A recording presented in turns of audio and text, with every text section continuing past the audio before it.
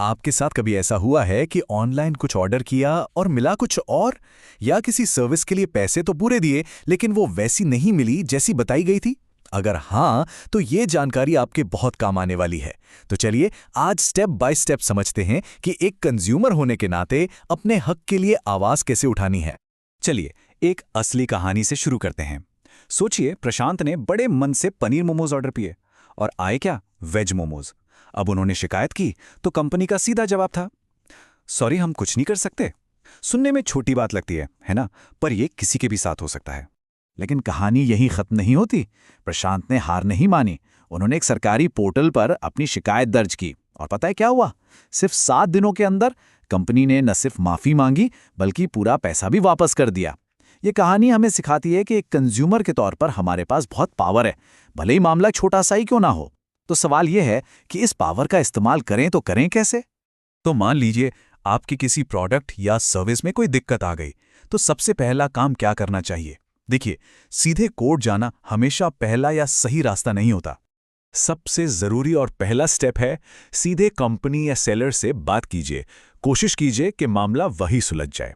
लेकिन अगर वहां से कोई ठीक ठाक जवाब नहीं मिलता, तब आता है आपका अगला कदम, और वो है सरकार की नेशनल कंज्यूमर हेल्पलाइन, जिसे हम NCH भी कहते हैं।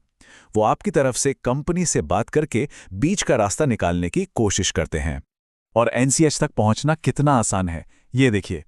आप टोल फ्री नंबर 110011 4000 या 1915 पर कॉल कर सकते हैं।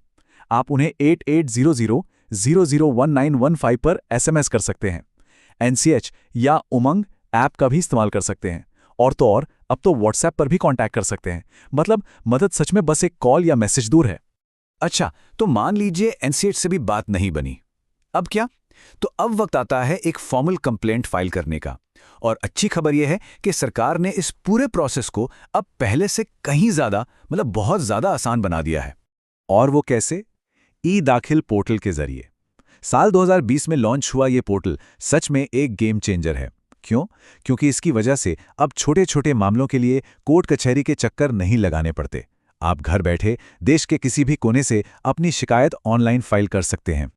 इसका प्रोसेस भी एकदम सीधा साधा है। सबसे पहले edakhil.nic.in पर जाइए।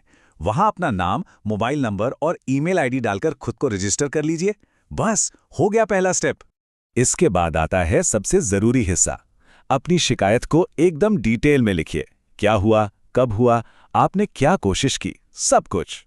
और हाँ, सबसे जरूरी चीज, अपने सारे सबूत अपलोड करना मत भूलिएगा, जैसे बिल, वारंटी कार्ड, प्रोडक्ट की फोटो या कंपनी से हुई बातचीत के स्क्रीनशॉट, जो भी आपके पास हो।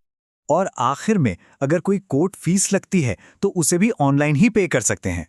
जैसे ही आप सबमिट करेंगे, आपको एक कंप्लेंट आईडी मिल जाएगी। इस आईडी से आप अपने केस का स्टेटस ऑनलाइन ट्रैक कर सकते हैं। ठीक है, तो केस फाइल करने का तरीका तो समझ आ गया, लेकिन इससे पहले 2 बहुत जरूरी बातें हैं जो पता होनी चाहिए। पहली, इसमें खर्चा कितना आता है, और दूसरी, शिकायत करने के लिए वक्त कितना मिलता है।